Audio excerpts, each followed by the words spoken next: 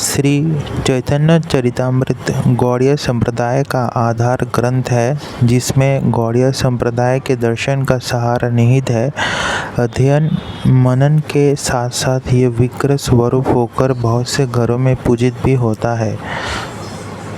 श्री चैतन्य चरितामृत के 3 पार्ट है। सबसे पहला है आदि लीला, फिर मध्य लीला और फिर अंत लीला। और ये जो 3 प्रकार के जो पार्ट्स हैं, इनका जो प्लेलिस्ट हमने अलग से बनाकर रखा है। तो सबसे पहले शुरू करते हैं आदि लीला। श्री चैतन्य महाप्रभु और कोई नहीं बल्कि श्री राधा और श्री कृष्ण के संयुक्त रूप हैं। वे उन भक्तों के जीवन आधार हैं जो श्रील रूप गोस्वामी के चरण कमलों का दृढ़ता से अनुसरण करते हैं। श्रील स्वरूप दामोदर गोस्वामी प्रारंभिक जीवन में विश्वम्भर नाम से प्रख्यात भगवान श्री कृष्ण चैतन्य महाप्रभु के सर्वाधिक विश्वास पात्र सेवक थे। श्रील रूप गोस्वामी तथा श्रील सनातन गोस्वामी श्रील स्वरूप दामोदर गोस्वामी के 2 प्रधान अनुयायी हैं। श्रील रूप गोस्वामी के प्रत्येक शिष्य श्रील रघुनाथ दास गोस्वामी थे।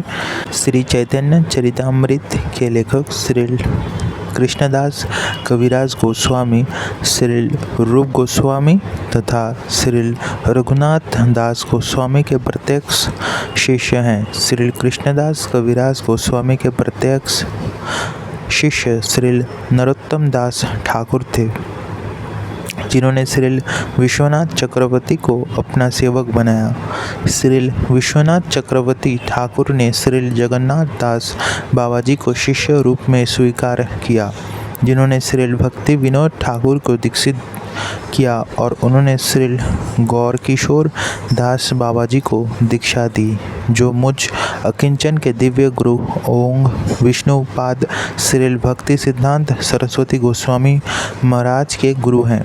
मैं श्री चैतन्य महाप्रभु से चली आ रही गुरु शिष्य परंपरा से संबंधित हूँ। अतएव श्री चैतन्य चरितामृत के इस संस्करण में कुछ भी ऐसा नहीं होगा जो मेरे लघु मस्तिष्क की उपज हो, अपितु ये साक्षात भगवान द्वारा ग्रहण किए गए भोजन का अवशेष मात्र होगा। भगवान श्री चैतन्य महाप्रभु का संबंध तीनों गुणों से बने भौतिक संसार से नहीं है। वे जीव की अपूर्ण इंद्रियों की पहुँच से परे दिव्य धरातल से संबंधित हैं। यह दिव्य धरातल बड़े से बड़े संस्कारी पंडित की भी पहुँच से तब तक परे रहता है जब तक वो विनीत भाव से दिव्य ध्वनि के श्रवण के लिए समर्पित नहीं होता, क्योंकि केवल उसी भाव में रहकर मनुष्यों को श्री चैतन्य महाप्रभु के संदेश की अनुभूति हो सकती है।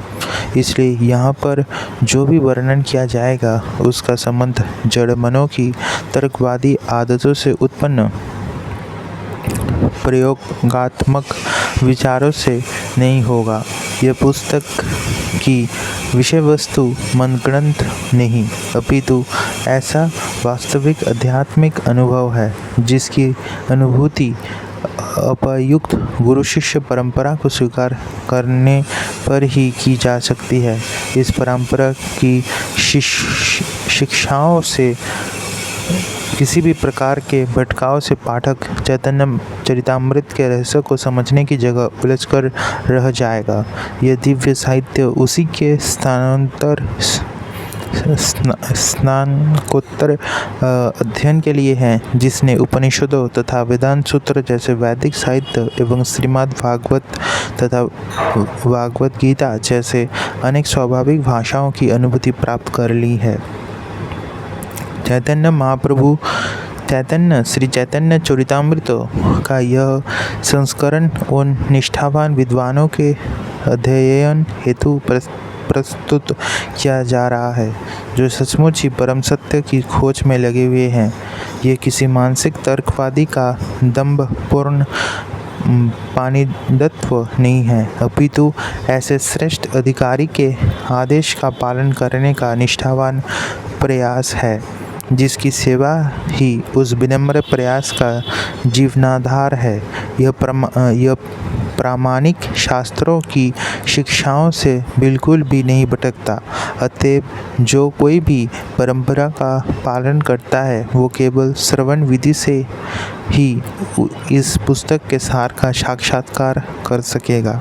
श्री चैतन्य चरितामृत का प्रथम अध्याय संस्कृत के उन 14 श्लोकों से प्रारंभ होता है जिनमें परम सत्य का वर्णन किया गया है। इसके आगे के 3 संस्कृत श्लोकों में वृंदावन के 3 प्रधान आचार विग्रहों श्री राधा मदन मोहन, श्री राधा गोविंद देव तथा श्री राधा गोपीनाथ जी का वर्णन हुआ है। 14 श्लोकों में से पहला श्लोक परम सत्य की प्रतिमात्मक अभिव्यक्ति है और समूचा प्रथम अध्याय वास्तव में इसी श्लोक के लिए समर्पित है, जो श्री चैतन्य महाप्रभु को उनके 6 विभिन्न दिव्य विस्तारों में वर्णन करता है।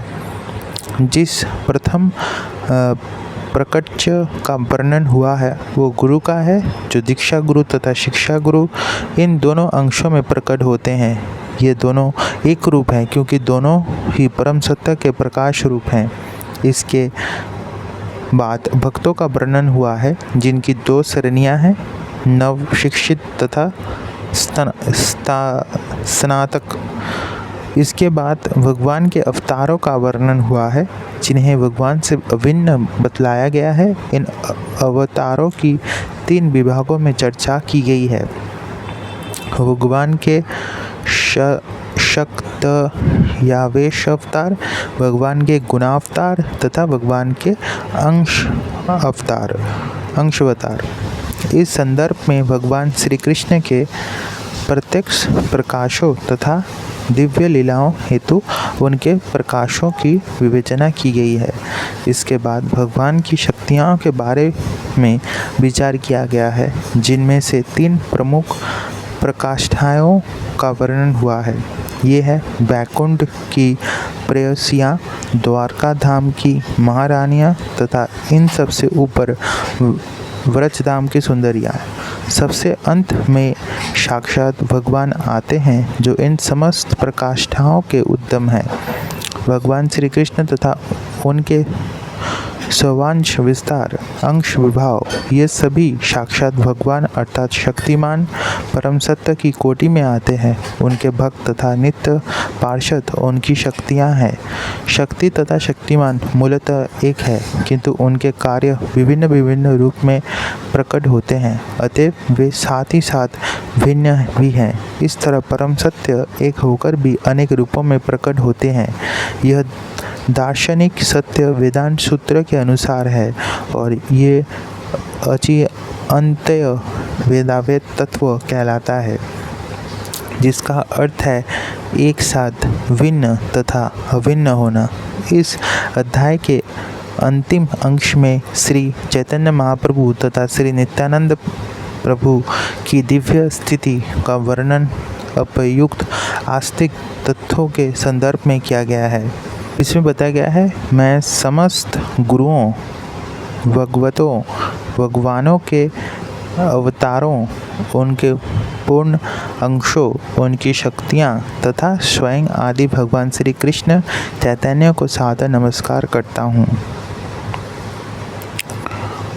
दूसरा जो अनुवाद है वो ये है, मैं सूर्य तथा चंद्रमा के समान श्री कृष्ण चैतन्य तथा भगवान नित्यानंद दोनों को सादर नमस्कार करता हूँ।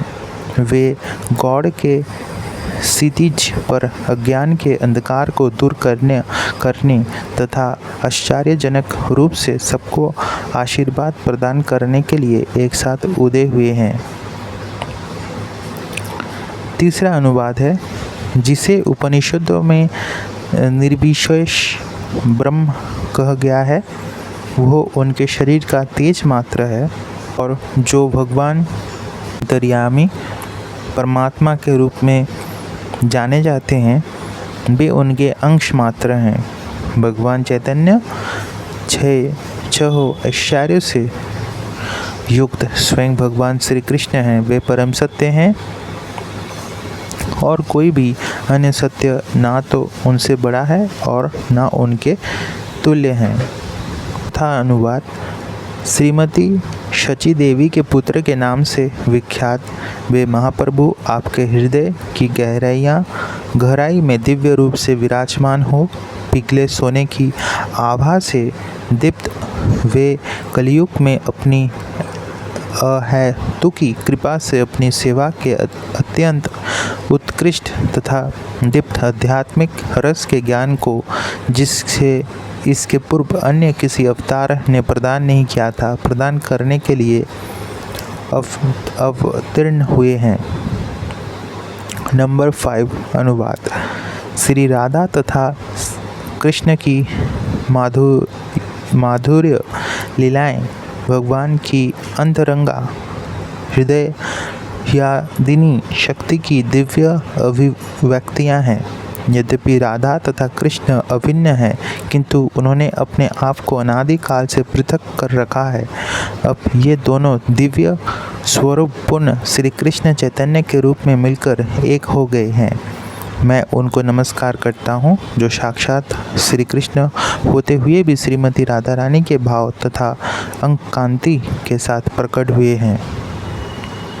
नंबर 6 अनुवाद। श्रीमती राधा रानी के प्रेम की महिमा अपने भगवान के उन गुणों जिनका आस्वादन केवल श्रीमती राधा रानी प्रेम के माध्यम से करती है एवं उनके प्रेम की मधुरता का आस्वादन करने पर राधा रानी जिस मुख का अनुभव करती है, उसे समझने के लिए भगवान श्री हरि राधा के भाव में विभोर होकर श्रीमती सची देवी की कोख से उसी प्रकार प्रकट हुए जिस तरह समुद्र से चंद्रमा प्रकट हुई। आगे आने वाले वीडियोस के लिए चैनल को सब्सक्राइब करें और बेल आइकन को दबा दीजिए। जय श्री कृष्ण।